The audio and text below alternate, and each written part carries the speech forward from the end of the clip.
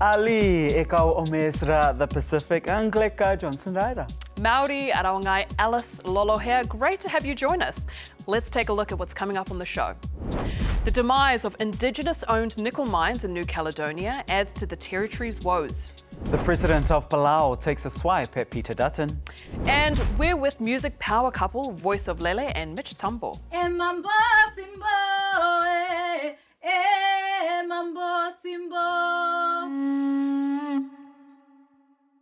But first, a bit of news with Alisi, and it's a game of will he or won't he? Donald Trump has now decided to back down on tariffs? Short answer, yes, but it's only a 90-day reprieve, according to the president.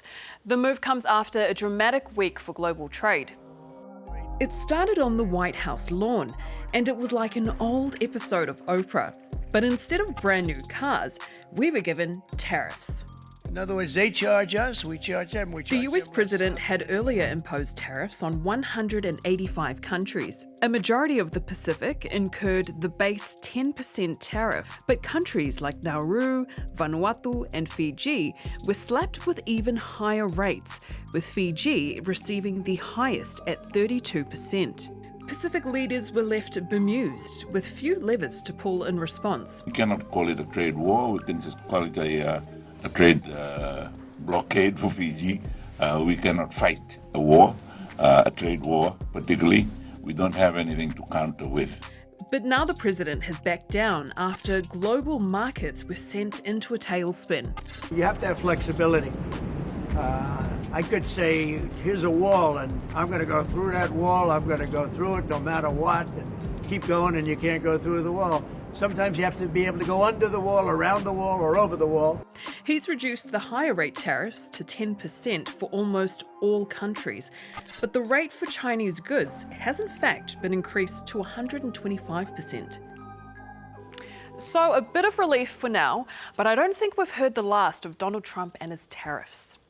And in Samoa, the New Zealand government has admitted that a string of human errors led to the dramatic sinking of the HMNZS Manawanui off the coast of Upolu last October. A court of inquiry report says the direct cause was that the autopilot mode was not disengaged. On the night of October 5th, the vessel was surveying the sea floor with 75 crew on board when it ran into a reef and caught fire. The report highlighted the crew's lack of training, qualifications, and experience. The crew person in charge was not a qualified survey planner and didn't have the necessary navigation credentials. It just really was an accident that seemed to have more answers than questions in some ways in this report. Since the disaster, locals have found fishing stocks depleted, severely impacting their way of life. But New Zealand's Defence Minister deflected questions on whether Samoan villagers will receive compensation.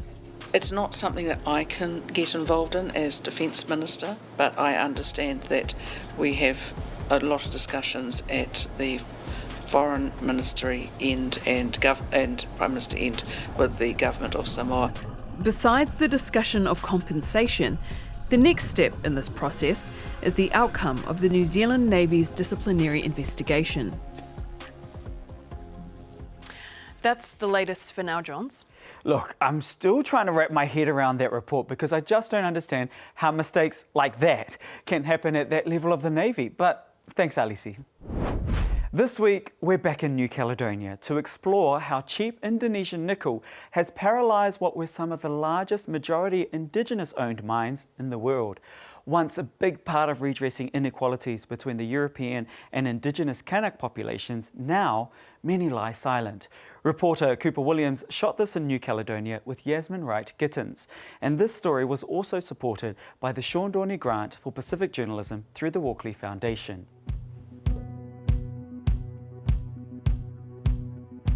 Ah voilà, et ça c'est le citron. Le citron. Citron, ouais. Ah d'accord, eh bien c'est très vert.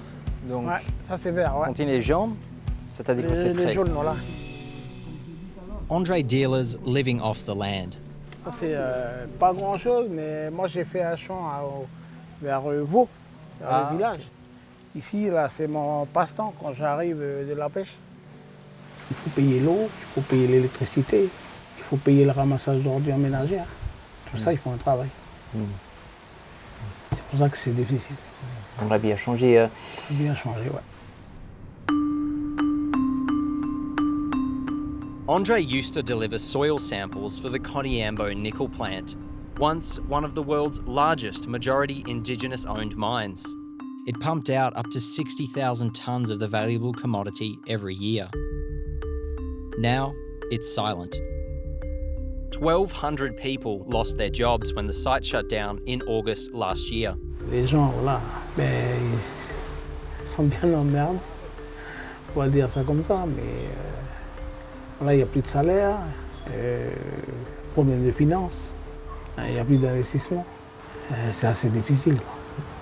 It's estimated New Caledonia has at least 5% of the world's nickel reserves. The industry accounts for a quarter of the territory's private employment and 6% of its GDP. Since opening in 2014, the mine offered the northern province, a region traditionally less developed and with a higher Indigenous Kanak population than the south, the chance to cash in on a nickel boom, driven by booming demand for electric vehicle batteries. But it wasn't to last. Indonesia has flooded the market with cheap nickel in recent years, hurting viability for many New Caledonian operators. I've come to the plant to meet Jean-Louis Djitchipatch, one of the factory's few workers who's still employed. Normalement, c'est toujours plein, mais là, bon, ben voilà. Depuis l'arrêt au mois d'août des fours, donc là, il n'y a presque plus personne. C'est un peu bizarre de voir le site oui, vide oui. sans les employés. Ah non, c'est malheureux, hein. Enfin, je veux dire, c'est quelque part, ça touche ton inconscient parce que tu étais toujours habitué à avoir du monde et tout, et puis d'un seul coup, il n'y a plus personne.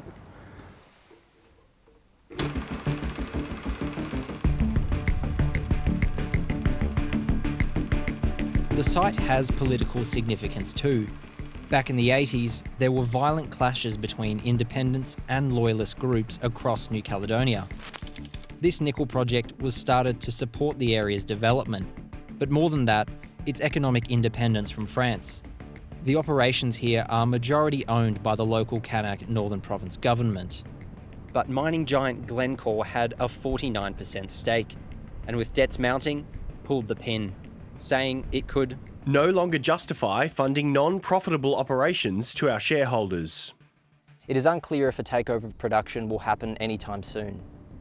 There are currently 2 prospective buyers for the troubled site, but any move to restart major operations could be years away. Et je pense que le meilleur défi qu'il nous reste à faire, c'est quand même de réussir à impliquer le nouvel repreneur au moins, pour essayer de retravailler sur un nouveau business model et qui soit beaucoup plus, qui rapporte un peu plus. Bonjour. Donc le projet de l'usine du Nord, c'est un projet qui à la base était une idée politique qui était du coup soutenue par les indépendantistes, donc dans leur très grande majorité Kanak, qui ont souhaité avoir une usine dans le Nord pour réaliser ce qu'on appelle en Calédonie le rééquilibrage, qui est en fait la réduction des inégalités. Economist Samuel Gorahuna was born and raised in Kone, the town closest to the nickel site. He says mining operations transformed the area. La population a plus que doublé. Il y a eu un développement extraordinaire. But touring nearby towns, it's clear that's ground to a halt. Dans la zone de VKP, grosso modo, les pertes d'emploi, c'est quasiment 30% de la population. Many are talking about economic diversification, but replacing nickel is a long-term challenge. La question de la diversification en Calédonie, ça fait des décennies qu'on en parle. La grande difficulté, c'est que ces plusieurs tentatives au final apportent des ressources qui sont infimes comparativement au montant exorbitant que représentent les investissements du nickel en Calédonie. L'usine du Nord, c'est 1000 milliards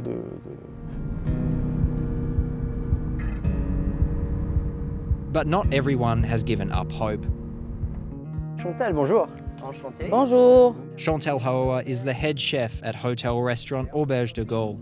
C'est la partie hébergement qui a été créée pour héberger justement tout le personnel de KNS dès l'ouverture. On avait 50% d'occupation en temps normal.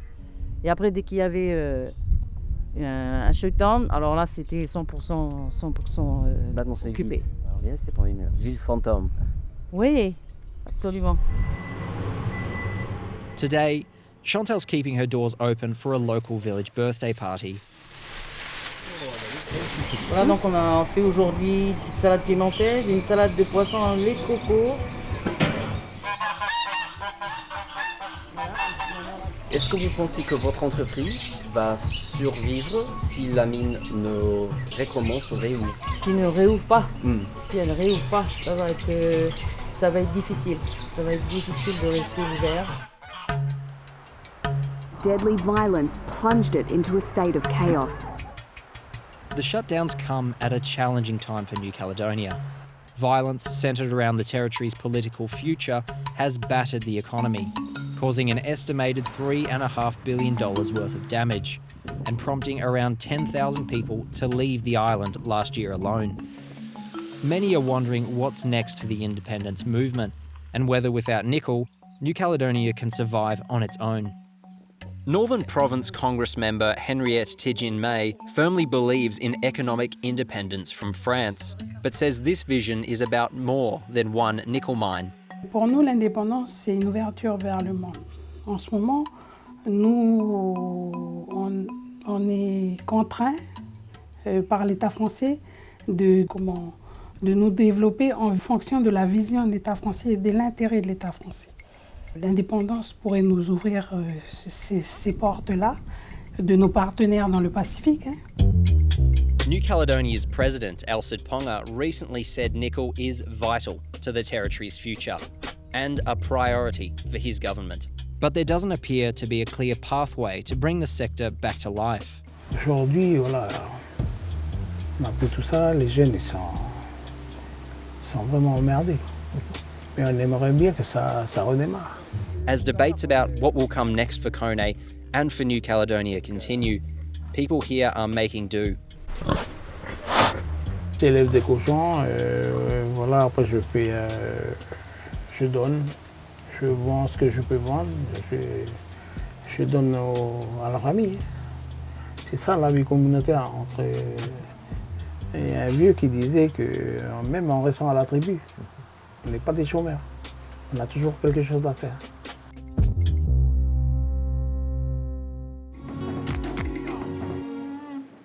The President of Palau has been in Sydney to speak at a renewable energy conference.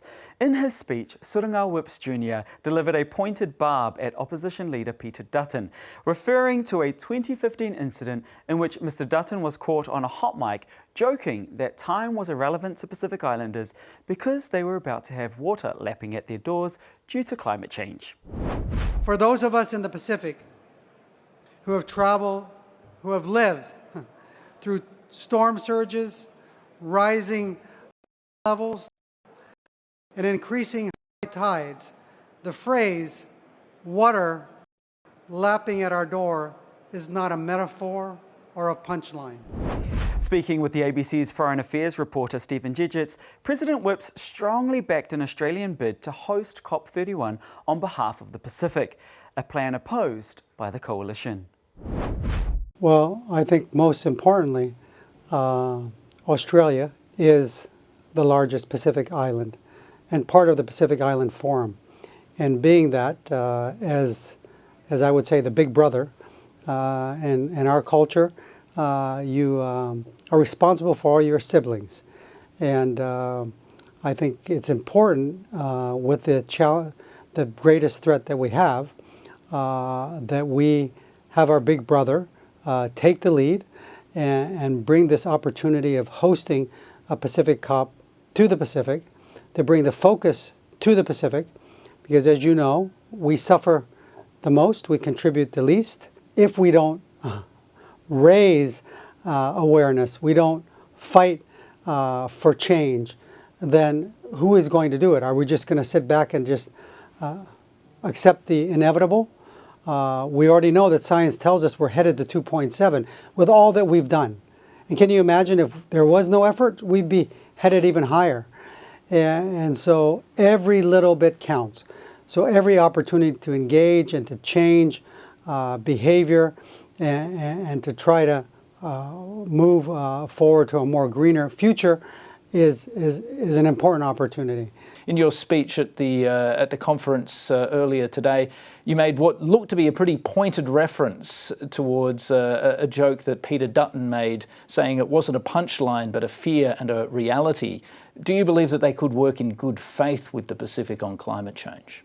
Well, I think what's important is that Mr. Dutton, and I don't want to get involved in Australian politics, and all candidates, and most importantly, the people of Australia.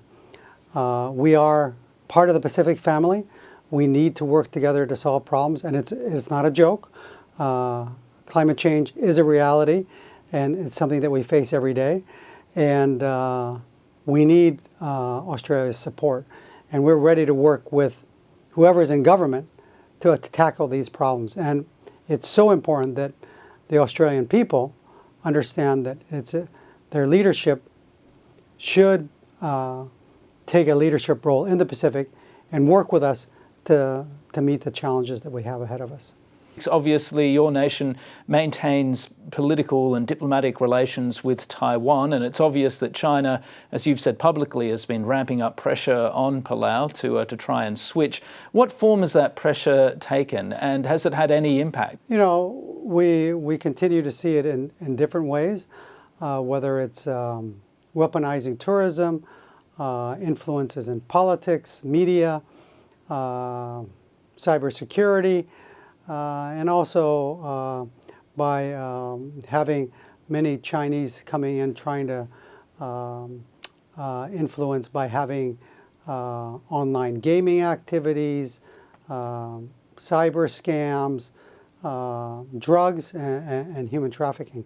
So we've been working hard to investigate, prosecute, and our list continues to grow of undesirable citizens coming into Palau, most of them Chinese, unfortunately.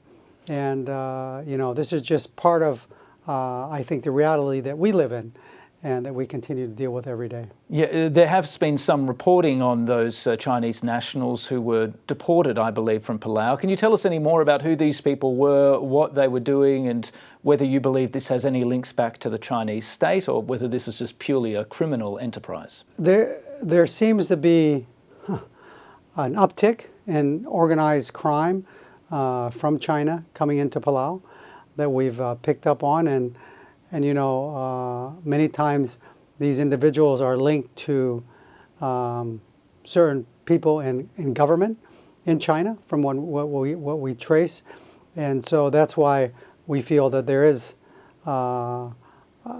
somewhat of a link. But I have to admit that China has also worked with us because we've had some red notice individuals on Interpol enter Palau, and they have left Palau and been arrested. And so I think what's important is that we track, we understand, we publicize, and hopefully that encourages good behavior. Well, President Whipps, thanks very much for speaking with the ABC. We really appreciate your time. No, thank you. Thank you for the opportunity, and as always, we're grateful to the Australian people for all their partnership, and most importantly, the flight that comes to Palau. So when you do have an opportunity, please come and visit us.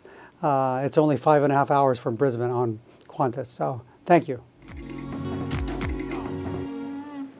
Okay, let's bring Alisi back for some more news. And this next story really does take the cup when it comes to fake news, right? It's definitely a fake news winner because, as we know, you can't always trust what you see, especially when it comes to a video showing two world leaders, well, fighting.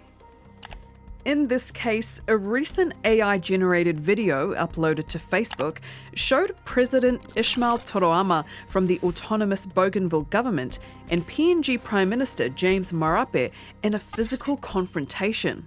It's easy to see how people would believe this to be somewhat real, with the AI video set against the backdrop of a meeting held last month between the two leaders in Port Moresby. President Toroama urged the public to be mindful of their actions online and in a statement said freedom of expression should not be twisted through misinformation. Okay, can we please play that video one more time? Look, come on. How silly can one be to think that that is real? Well, before it was deleted, it had over thousands of views and hundreds of comments. Most did think it was a joke. And look, we definitely love a laugh here, but in all seriousness, it does highlight how easily fake news can be filtered into our timelines. Now, what we're about to see in this next story is that new tech and AI can be used for good. That's what PNG's Immigration Department is hoping when their new AI system is introduced to help process visas. It's well known that PNG's visa system is notoriously slow, with applicants sometimes waiting months for travel documents to be approved. But recent testing of the AI system, a first in the region, has been hugely successful, with up to 1,000 visas being processed per day. ABC PNG correspondent Marion Farr has more.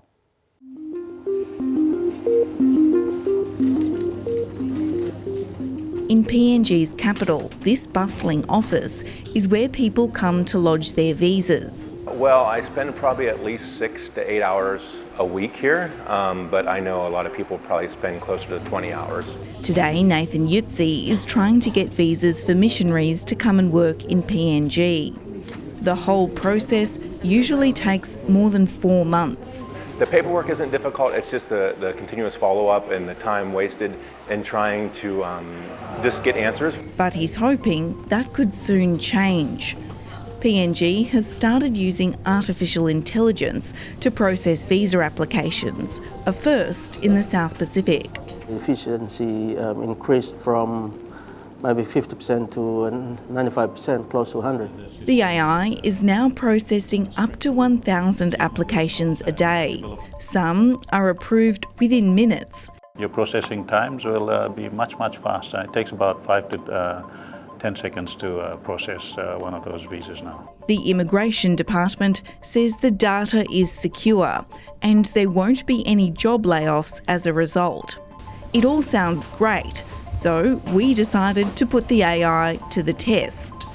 So I'm halfway through a visa application and it's asking me to upload a copy of my return airline ticket. So I've just taken a generic airline ticket that I've found on the internet. And there we go, we can see that it's rejected the file, it's recognised that my name's not mentioned on it. And so that's potentially saved weeks of back and forth between me and an immigration officer. The new technology is being used for short-term business and visitor visas, but there are plans to expand. For people like Nathan Yutzi, it could make a world of difference. Now let's hope they can get something similar in other Pacific nations soon. To music now, where recording artists and married couple, Voice of Lele and Mitch Tambo, blend traditional rhythms and their native languages to celebrate Indigenous identity and resilience. Voice of Lele's family were the first West Papuan refugees to settle in Australia in 1988, and music's kept them connected to a homeland they can no longer return to. We recently caught up with the couple here in Melbourne.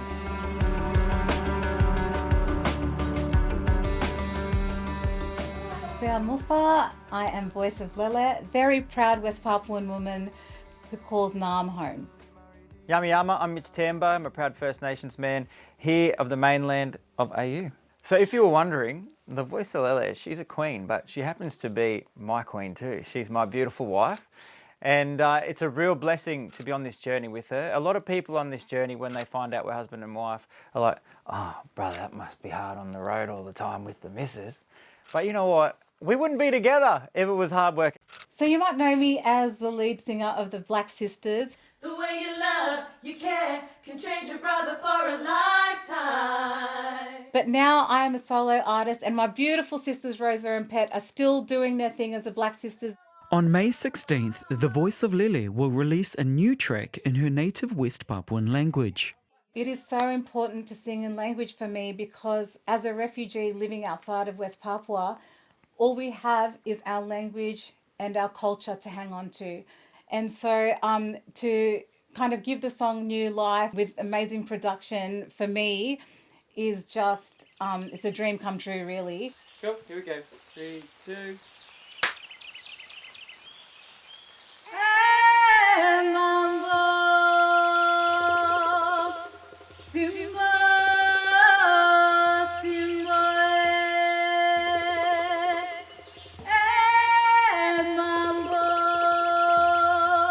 I certainly really enjoyed recording it and, you know, working with the amazing Rob Amoruso on the production. I just really hope that people vibe this West Papuan song.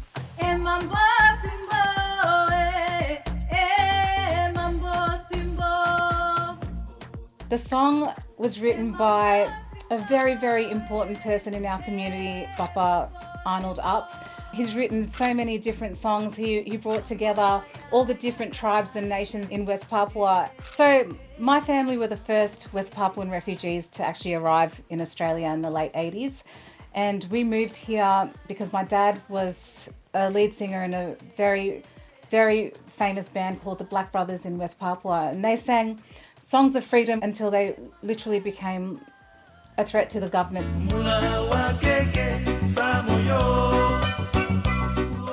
Earlier this year, Mitch and Lele released their version of My Island Home to celebrate the 30th anniversary of the version made famous by Christine Anu. My Island Home, it's a song that's embedded in history here in AU. If you don't know, West Papua is closer to the shores of Australia than a trip from Sydney to Canberra. So, you know, they're our closest neighbour. My Island Home, for me personally, when I sing the song, I long for my island home, you know, I long for West Papua. Just a quick note, E Mambo from Voice of Lele will be released on May 16th. That's our show, but here's some more of Mitch and Lele to see us out.